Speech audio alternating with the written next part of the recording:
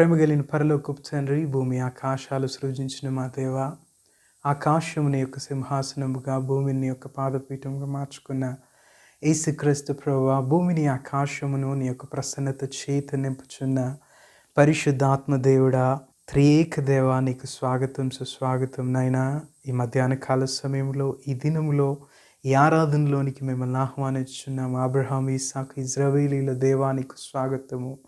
దేవా, మాతో మాట్లాడమని, నీ ముఖము, నీ యొక్క కృప, నీ యొక్క క్షేమము, నీ యొక్క బలము చేత మమ్మల్ని నింపమని యేసు నామములో అడుగుచున్నాము తండ్రి. ఆమేన్. హల్లెలూయా. ఈరోజు నేను ఒక ప్రాముఖ్యమైన విషయాన్ని మీకు చెప్పాలని ఇష్టపడుచున్నాను. ఏంటనగా దేవుని రాజ్య అధికారము. హల్లెలూయా. దేవుని రాజ్య అధికారము. దేవుని రాజ్య అధికారము ఎప్పుడైతే నువ్వు దేవుని రాజ్య అధికారంలో ఉంటావో, ఎప్పుడైతే దేవుని యొక్క రాజ్య అధికారంలో నువ్వు ఉంటావో, నీకు ఒక గొప్ప అద్భుతము, నీకు ఒక గొప్ప స్వస్థత, నీ ఒక గొప్ప విడుదల, నీకు, నీ కుటుంబానికి, నీ కింద పనిచేసే వారికి ఒక విడుదల, ఒక ఆరోగ్యము, ఒక అభిషేకము, ఒక ఆశీర్వాదము నువ్వు పంచిపెట్టగలుగుతావు. హల్లెలూయా. ఎప్పుడైతే నువ్వు దేవుని రాజ్యాధికారంలోకి వస్తావో, ఎప్పుడైతే దేవుని యొక్క మాటలోనికి నువ్వు వస్తావో, అప్పుడు దేవుడు నీ ఒక గొప్ప విడుదల దయచేయగలుగుతాడు. హల్లెలూయా. మత్తయి సువార్త 8వ అధ్యాయము 5 నుండి 10 వచనాల వరకు చదువుకుందాము. దేవుని వాక్యము ఈ విధంగా సెలవిచ్చున్నది. ఏంటనగా, ఆయన కపెర్నహూములో ప్రవేశించినప్పుడు ఒక శతాధిపతి ఆయన యొద్దకు వచ్చి ఏమన్నాడంట? ఆయన కపెర్నహూములో అడుగు పెట్టినప్పుడు ఒక శతాధిపతి ఆయన యొద్దకు వచ్చి, ప్రభువా, నా దాసుడు పక్షవాయువుతో మిగుల బాధపడుచున్నాడు. నా దాసుడు, ప్రభువా, ఆయన అడ్రస్సింగ్ ఏ విధంగా ఉంది అని అంటే, ఆ శతాధిపతిది, ప్రభువా, ఏంటి? ప్రభువా. ఎప్పుడైతే నీ నోటితో నా దేవా, నా ప్రభువా అని ఆయన రాజ్యాధికారంలోనికి నువ్వు వస్తావో, ఒక శతాధిపతి అనగా 100 మందిని ఏలే ఒక నాయకుడు, 100 మందికి ఒక నాయకుడు అని అర్థము. 100 మందిని ఆయన నడిపించే ఒక నాయకుడు. ఆ నాయకుడు ఇప్పుడు ఎవరి దగ్గరకు వచ్చారు? యేసయ్య దగ్గరకు వచ్చాడు. ఏమంటున్నాడు? ప్రభువా. హల్లెలూయా. ఆయన దేవుని రాజ్యంలోనికి అడుగుపెట్టి మొట్టమొదట, ప్రభువా, నా దాసుడు పక్షవాయువుతో మిగుల బాధపడుచు ఇంటిలో పడి ఉన్నాడని చెప్పి ఆయనను వేడుకొన్నాడు. హల్లెలూయా.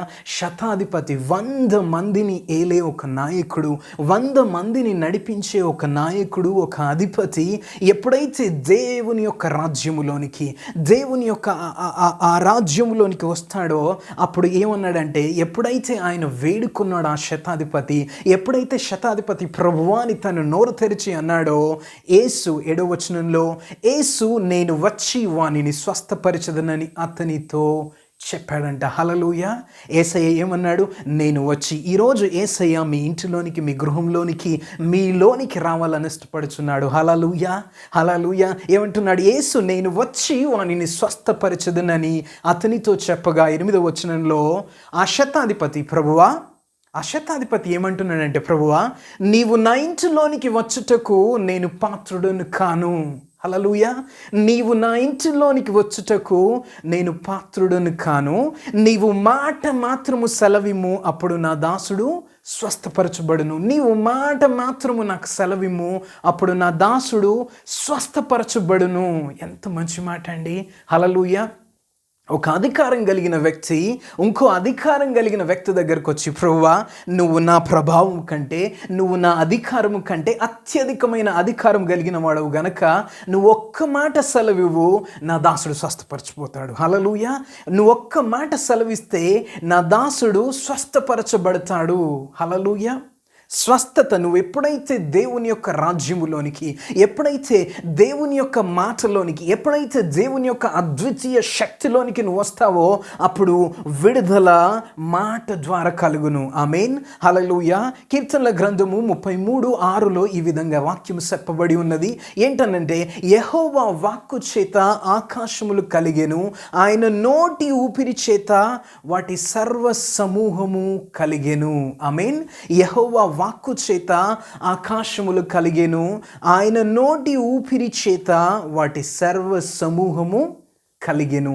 దేవుని యొక్క వాక్కు చేత, దేవుని యొక్క మాట చేత ఆకాశములు కలిగెను. అందుకే ఈ శతాధిపతి అంటున్నాడు, ప్రభువా నువ్వు మాట మాత్రం సెలవివ్వు, నువ్వు వచ్చే అధికారం అవసరమే లేదు, నువ్వు మాట మాత్రం సెలవివ్వు, అది సరిపోద్ది. ఎందుకంటే నేను అధికారంలో ఉన్నాను.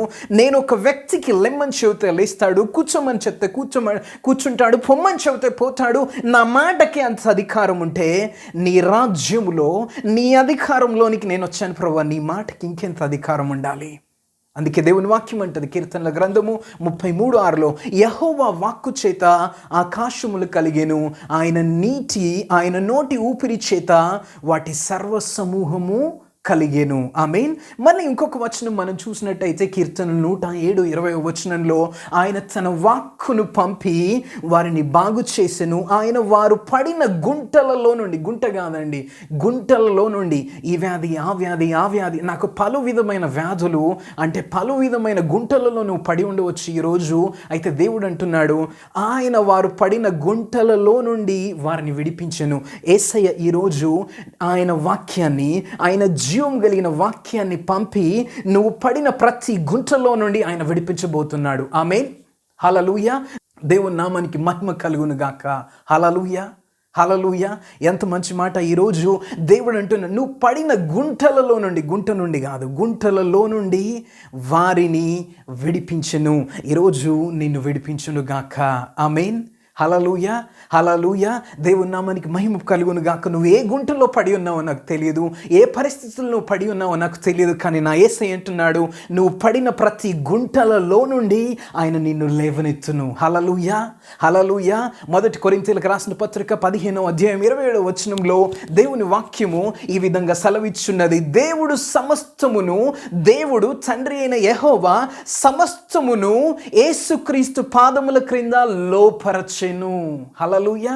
నీకున్న ప్రతి ప్రాబ్లము, నీకున్న ప్రతి ఇష్యూ, నీకున్న ప్రతిదీ ఆయన పాదముల కింద లోబరిచాడు. ఎప్పుడైతే నువ్వు యేసయ్య నేను నీ రాజ్యాధికారంలోనికి నేను వస్తున్నానయ్యా, నువ్వు ఒక్క మాట మాత్రం సెలవివ్వు, నేను స్వస్థపరచబడతాను, నువ్వు ఒక్క మాట మాత్రం సెలవివ్వు, నా జీవితము మారుతుంది అని నువ్వు ఎప్పుడైతే అంటావో యేసయ్య అంటాడు నేను నిన్ను స్వస్థపరుస్తాను, నువ్వు పడిన గుంటలలో నుండి నేను లేపుతాను. ఎందుకంటే ఆయన మాట ఆకాశమును సృష్టించింది. హల్లెలూయా, హల్లెలూయా. సమస్తమును లోబరచబడి ఉన్నదని చెప్పినప్పుడు ఆయనకు సమస్తమును లోబరచిన వాడు తప్ప, అనగా యెహోవా తప్ప సమస్తమును లోబరచి ఉన్నదన్న సంగతి విషదమే. హల్లెలూయా, హల్లెలూయా. దేవుని వాక్యంలోనికి మనం వెళ్తే ఇది చాలా ప్రాముఖ్యమైన విషయము. ఇప్పుడు మనం చూసినప్పుడైతే ఎప్పుడైతే ఆ శతాధిపతి యేసు ప్రభు దగ్గరికి వచ్చి ప్రభువా అని ఎప్పుడైతే తన దాసుని నిమిత్తము, ఆ పక్షవాతము నిమిత్తము యేసయ్య దగ్గరికి వచ్చాడో అప్పుడు ఆ పక్షవాయువును ఆ సమయం అందే 13వ వచనంలో, మత్తయి సువార్త 8:13 ఆ సమయం అందే ఆ పనివాడు, ఆ దాసుడు బాగుపడ్డాడు. హల్లెలూయా. ఎంత మంచి మాట. ఎప్పుడైతే మనం దేవుడి దగ్గరకు వస్తామో, ఎప్పుడైతే యేసును వెతుకుతూ వస్తామో అదే సమయంలో నీకు, నీ కుటుంబానికి విడుదల కలుగును గాక. ఆమేన్. హల్లెలూయా, హల్లెలూయా. గొప్ప దేవుడు మనకు తోడై ఉండగా మనకు విరోధి ఎవడు? ఆమేన్, ఆమేన్. 13వ వచనంలో మనం చూసినప్పుడైతే ఎప్పుడైతే నీ విశ్వాసం, యేసయ్య అన్నాడు నీ విశ్వాసము స్వస్థపరిచింది. హల్లెలూయా. నీ విశ్వాసము స్వస్థపరిచింది. ఎప్పుడైతే సేమ్ టైం నీ విశ్వాసం ఎప్పుడైతే నువ్వు దేవుని అధికారానికి, నువ్వు దేవుని రాజ్యంలోనికి నువ్వు ఎప్పుడైతే ఎంటర్ అవుతావో ఆ సమయంలో ఆయన బల ప్రభావము నీ బలహీనతలోనికి ప్రవేశించింది. ఆమేన్. హల్లెలూయా, హల్లెలూయా. యేసయ్య నిన్ను దీవించునుగాక. ఈ వారమంతా ఆయన కృపలో నిన్ను కాపాడి భద్రపరిచి నడిపించునుగాక. ఎవరైతే అస్వస్థతగా ఉన్నారో ఈ సమయంలో మీకున్న అస్వస్థత ఆ స్థలాల్లో మీ చేతులు ఉంచుకోండి. ఈరోజు నేను ప్రార్థన చేయబోతున్నాను. ఈ సమయంలో దేవుడు మీకు గొప్ప విడుదలను ఇవ్వబోతున్నాడు. పరిశుద్ధాత్మ దేవుడు తన సన్నిధిని మీ మధ్యలో దించుచున్నాడు కనుక దయచేసి మీరున్న స్థలాల్లో ఎక్కడైతే మీరు బాధ కలిగి ఉన్నారో, ఎక్కడైతే నొప్పులు కలిగి ఉన్నారో, ఎక్కడైతే మీకు వ్యాధి ఉందో ఆ స్థలాల్లో స్థలాల్లో చేయి పెట్టుకోండి. విశ్వాసము కలిగి ఈ శతాధిపతి అడిగిన ఆ విశ్వాసమును ఈరోజు యేసయ్య రాజ్యములోనికి మీరు తీసుకొని రండి. ఆ ప్రాబ్లంని యేసయ్యకి అప్పగించండి. ఆ అధికారానికి అప్పగించినప్పుడు ఆయన అధికారము ఏదైతే నీ శరీరంపై అధికారం చెలాయిస్తుందో ఆ అధికారాన్ని యేసయ్య ఈరోజు కూలగొట్టబోతున్నాడు గనుక మీ స్థలాల్లో మీ చేయి పెట్టి ప్రార్థన చేయండి. ప్రేమ కలిగిన పరలోకపు తండ్రి, యేసయ్య అతి పరిశుద్ధ నామంలో ఈ సమయంలో నాయన ఇదిగో తండ్రి మీ సన్నిధికి నాయన ఎవరైతే అనారోగ్యంగా ఉన్నారో వారు ఎక్కడైతే చేతులు పెట్టుకున్నారో యేసయ్య మీరు ఆ స్థలాన్ని మీరు తాకమని, మీరు పొందిన దెబ్బల చేత స్వస్థతను దయచేయమని అయ్యా ఇదిగో తండ్రి పక్షవాయువున సమయమందే నాయన నువ్వు స్వస్థపరిచిన దేవా, ఈ సమయంలో నాయన వారికి ఉన్న ప్రతి వ్యాధిని యేసయ్య నామములో నాయన మీరు తొలగించమని, నీ కృప చేత నింపుమని, అయా అద్భుతములు జరిగించమని, ఆశ్చర్య కార్యములు జరిగించమని యేసు అతి పరిశుద్ధ నామములో అడిగి ప్రార్థించి దీవించున్నాను తండ్రి. ఆమేన్.